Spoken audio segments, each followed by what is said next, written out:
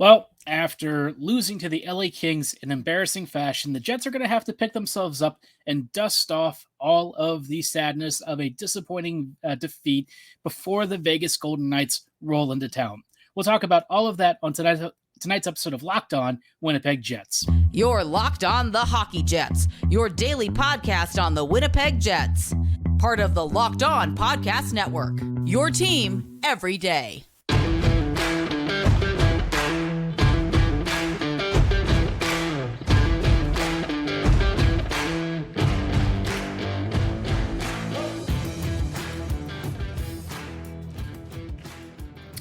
Hello, friends, and welcome to tonight's episode of Locked On Winnipeg Jets, part of the Locked On Podcast Network, your team every day. My name is Harrison Lee. I'm the host of this episode of this podcast, and you can find me on Twitter at HLivingLoco and at LO_Winnipeg Jets. I'm naturally a Jets fan and an online blogger. You can follow me on my social medias, stay up to date on the latest Jets news and all of the musings around the team, because obviously, yeah, there's a lot to discuss with the Jets as of late. It's been a little bit of an interesting week in Winnipeg, if we're being honest. And we'll get into all of that on tonight's show. Before we go any further, though, I want to shout out our friends and partners at Game Time. Today's episode is brought to you by Game Time. Download the Game Time app, create an account, and use promo code LOCKEDONNHL for $20 off your first purchase. Now, like I said, obviously, tonight's episode, I want to spend some time talking about a couple of different fun topics. The first one is that the Jets are going to be welcoming in the Vegas Golden Knights later this week, and obviously, that's going to be a tough one. I think if we're talking about teams that Winnipeg traditionally matches up very poorly against, Vegas has to be at the top of the list. We all remember how last playoff series against Vegas went. And then, of course, we have the memories of 2017, 2018. Try to forget it. Unfortunately, I couldn't. It still keeps me up at night sometimes thinking about how the Jets were this friggin' close to winning a cup. And unfortunately, that just, that all went to pot, didn't it? But last year, Winnipeg had a couple of decent games against Vegas. And then the playoffs rolled around, and we saw Winnipeg do really well in the first game on the road. And then everything after that was pretty much disaster. Not everything Winnipeg could control, but for the most part, just a really poor performance because Vegas was just flat out deeper and better. This year, the Jets maybe have a better chance of matching up against this Knights team, but the problem is now they're down Vilardi, and as of this recording, it's not been announced what Vilardi's injury is. We'll know a little bit later. I'm hoping that it's not long-term. The problem is if Vilardi has any sort of tissue damage or anything with like a ligament tear, which would be pretty bad if we're being honest, they're not going to be able to do that until they can take him to a medical facility with an MRI. So cross your fingers, hope that the damage is not too bad, but I got to be honest, anything with your knee can be really, really problematic. And it's really unfortunate because Vilardi was starting to heat up. He looked really good on that first line with Connor and Scheifele. And now the Jets are down one of their new star players. So that kind of bites. Vegas, for its part, is one of those teams that I think is, on paper, not a team that you would think overwhelms opponents. You look at the way that their lines are arranged, and they have tons of really good talent, but again, it's a strange team because you look at it and you wouldn't think that it rules all four lines against opponents. But so far, Vegas is 3-0. They've been really good. They're playing Dallas as of this recording. I have to do this episode a little bit earlier just because I won't be around Wednesday evening. But until then, let's just assume Vegas, even if they lose tonight's game, they're still, 3-1 at least, right? And with the lineup that we're seeing here, Barbashev, Eichel, and Marchessault as your first line, Cotter, Stevenson, and Stone as your second, Howden, Carlson, and Amadio as your third, and Carrier, Roy, and Colasar as your third, or as your fourth line. You look at this group, and it's kind of interesting. There's a nice balance, I would say, where you have, roughly speaking, a star player who creates matchup problems on each line. For the fourth line, you might say, well, who's that? And for me, it's actually Nicolas Roy. Roy is really talented and perhaps a little bit underappreciated. moving up the lineup, you can obviously tell, like, the third line is going to be Bill Carlson. He's maybe not the most elite scorer, but he's still a pretty solid creator. And again, as like a third liner that you roll out there, Howden has seemingly done well with him. Amadio has found a role. So as like a forechecking line that can score, pretty good unit.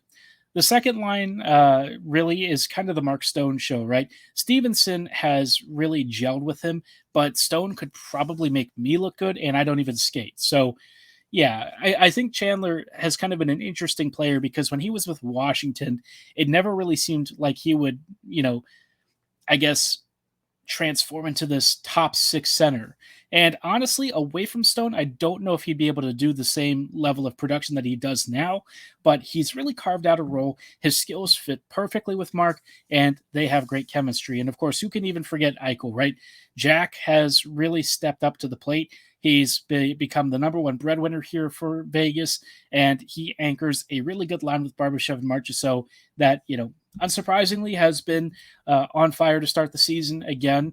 They just always seem to be good. And like you look at the defense, right? And you've got McNabb and Theodore as your first pairing, Hag and Korchak as your second, and Hutton and Pashal, I think is how you pronounce the I probably just butchered that, as your third pairing. So, obviously some of the depth players here are not like crazy, but you've got such good players in Hag and Theodore that it might not really matter. The whole thing with this team is that they're very fast, very mobile, and they have a lot of transition ability and skill to move the puck. So the Jets are going to have to really try and figure out a way to slow their momentum. Now, for Winnipeg's part, they do have a better lineup this year at matching pace. That's one of the big issues in the past that really hurt Winnipeg against Vegas. But this year, they're going to have more speed and more skill. The problem is now they're down Vilardi, so somebody from the bottom six is probably going to have to get a promotion.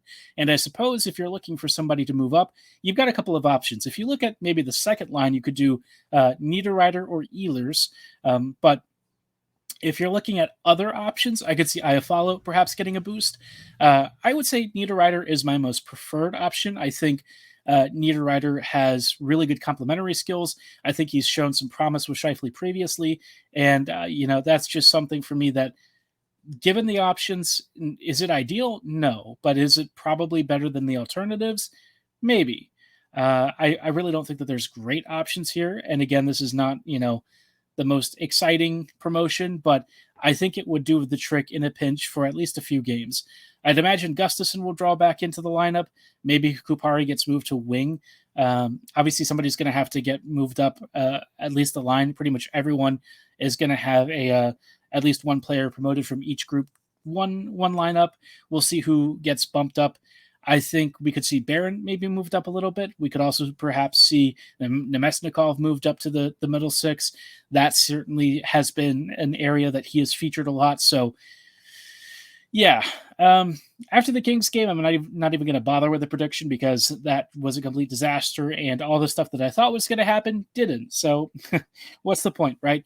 But all I can say is I hope the Jets have a better performance because based on the attendance in the arena on Tuesday, people are not real happy with the team.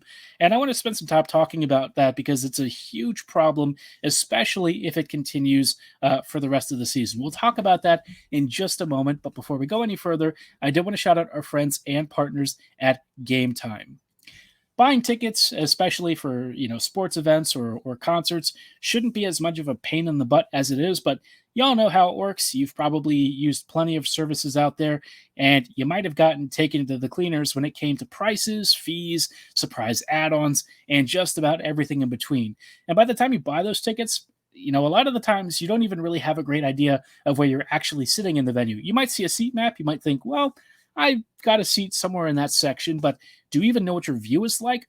A lot of you might actually have obstructed views, and that's where Game Time is here to help. They offer last-minute tickets, flash deals, and the best prices in the industry, also giving you an in-venue seat view so you know exactly what you're paying for. They want to help you save money and find the lowest cost tickets in the industry, lowest price guaranteed, or, you get your money back, right? They want to make sure that you have all of the stuff and all the tools that you need. They have, event cancellation protection, job loss protection, and so much more. So if you're ready to get started, take the guesswork out of buying tickets with Game Time. Download the Game Time app, create an account, and use code LOCKEDONNHL for $20 off your first purchase. Terms do apply. Again, create an account and redeem code LOCKEDONNHL. That's LOCKEDONNHL for $20 off. Download Game Time today. Last minute tickets, lowest price guaranteed. I also wanted to shout out our friends and partners at eBay Motors. Passion, drive, and patience. What brings home the winning trophy is also what keeps your vehicle alive. eBay Motors has everything you need to maintain your vehicle and level it up to peak performance. From superchargers, roof racks, exhaust kits, LED headlights, and so much more. Whether you're into speed, power, or style, eBay Motors has got you covered. With over 122 million parts for your car or vehicle, you'll always find exactly what you're looking for. And with eBay's Guaranteed Fit, you can be sure the part is guaranteed to fit your ride every time or get your money back. With eBay Motors, you're burning rubber, not cash. With all the parts that you need at the prices you want, it's easy to turn your car into the MVP and bring home the victory. Keep your ride or die alive at ebaymotors.com. Eligible items only. Exclusions apply. eBay Guaranteed Fit is only available to U.S. customers. Hello, friends, and welcome back to these thoughts on Locked On Winnipeg Jets, part of the Locked On Podcast Network, your team every day. Everydayers, I thank you so much for rejoining us as we talk about a bit of a problem that's starting to pop up with the Jets. Obviously, I'm not just talking about on-ice stuff. I'm also talking about off the ice and the attendance, because last Tuesday, the attendance for Winnipeg's game was 11,226, if I recall correctly.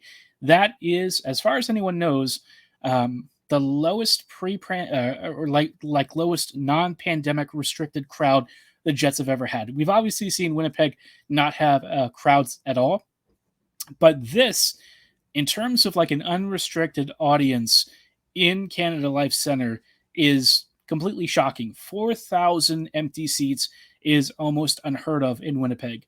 That just doesn't happen. I mean, even with ticket sales declining over the past couple of years, for that attendance to be that low and also to have relatively low attendance for a home opener over the past weekend, there are real big warning flags for this franchise. And I think it speaks a lot to how fans feel about the team right now. Even with the Scheifele and Hellebuck extensions, even with the Dubois trade, people are still not really willing to spend on the team. And let's be honest, right? The ticket prices in Winnipeg are not cheap. The Jets have tried to do a lot to offer more family-friendly packages and stuff, and budget-friendly packages, but by the same token, it's still expensive to go up to the rink.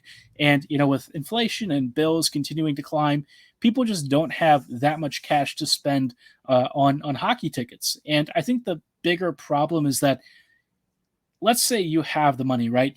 Look at this franchise and the direction that it's been going over the past few years. Do you really feel like, as a fan, you want to spend money on the Jets?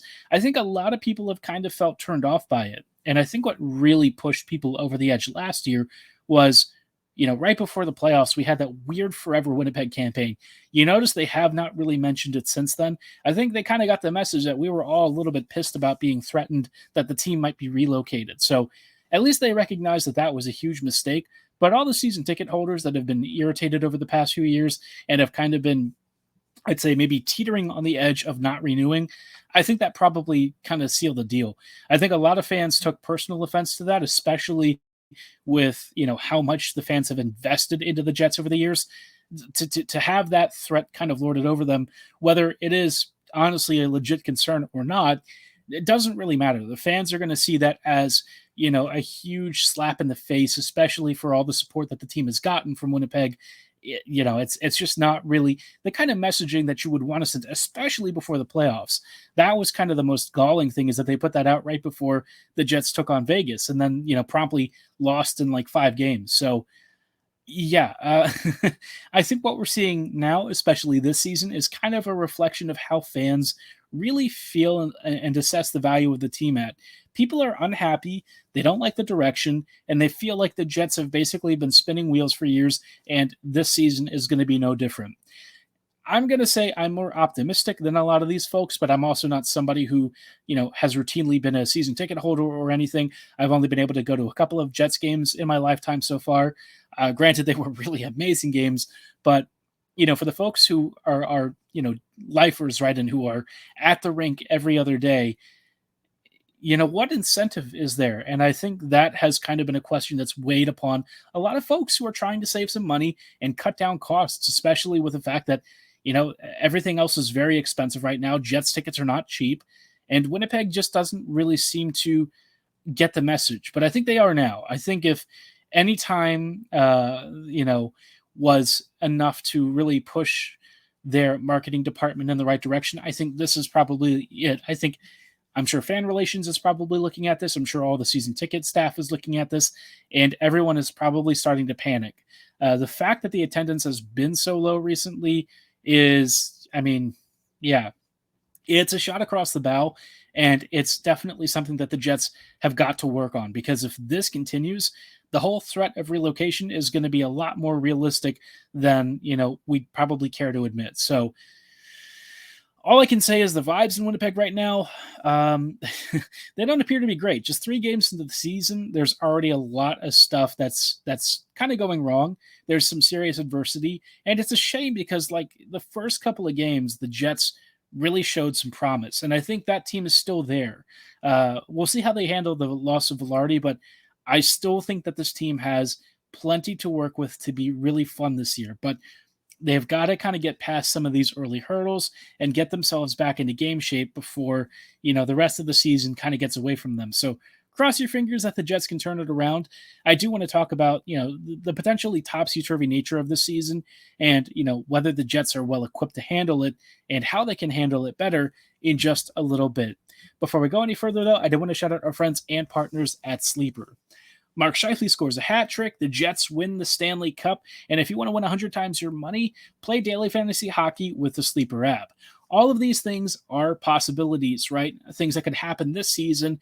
But to have a chance at winning big, you have got to play daily fantasy hockey on Sleeper.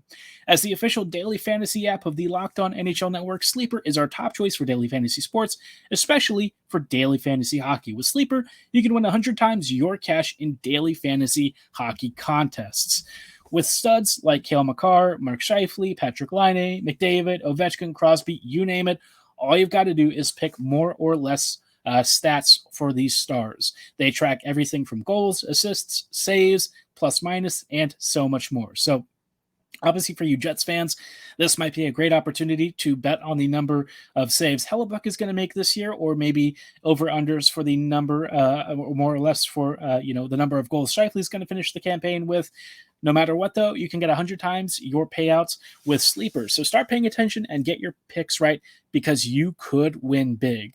Use promo code LOCKEDONNHL and you get up to a $100 match on your first deposit. Terms and conditions do apply. That's code LOCKEDONNHL for a $100 match. See Sleeper's terms of use for details. Hello, friends, and welcome back to these closing thoughts in tonight's episode of Locked On Winnipeg Jets, part of the Locked On Podcast Network. Your team every day. Everydayers, thank you for rejoining us in tonight's closing thoughts for this episode as we talk about what could be a bit of an up and down season for the Jets, right? It's already started off a little bit rocky. Winnipeg is 1-2, and now they have to face the Vegas Golden Knights, who are seemingly on a rampage to start the year.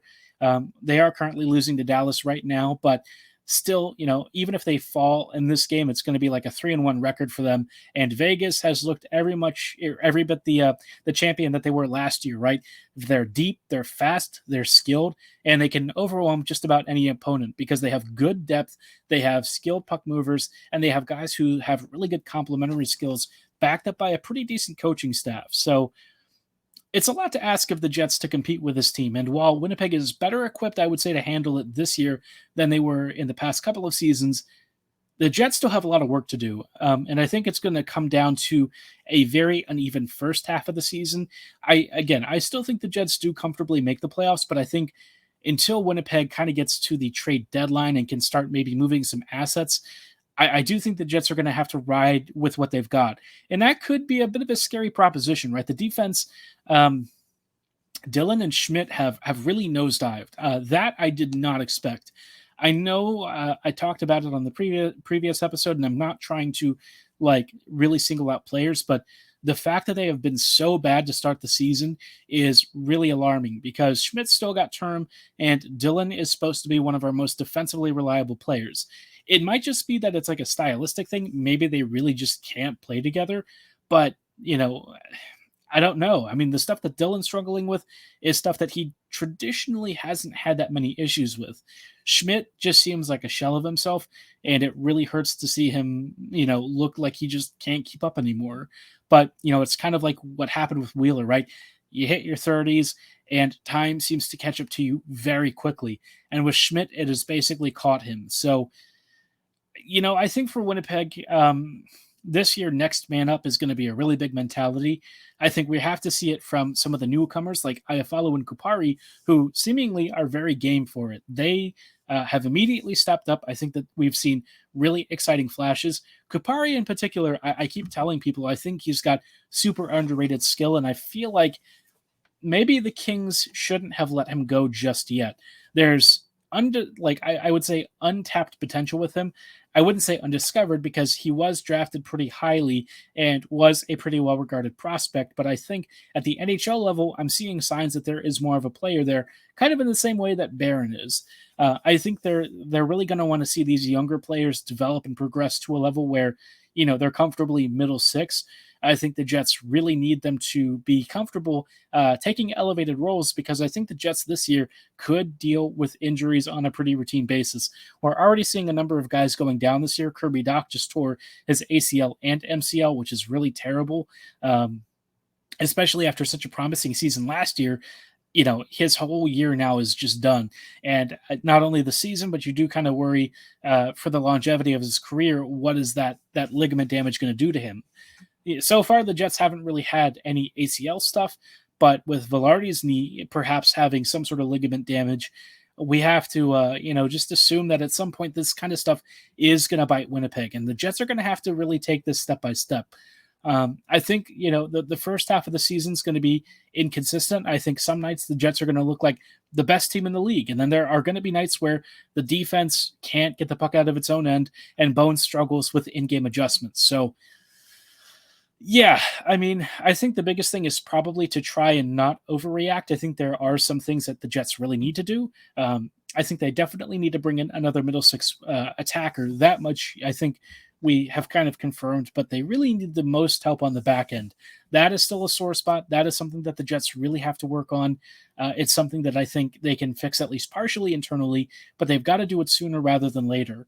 I think at least just figuring out if Chisholm can play for either one of Dillon or Schmidt would be really helpful. Declan is a great attacking presence. He's very mobile, and I think cycling him in and giving him some NHL experience also, will push the veterans to work harder and be better.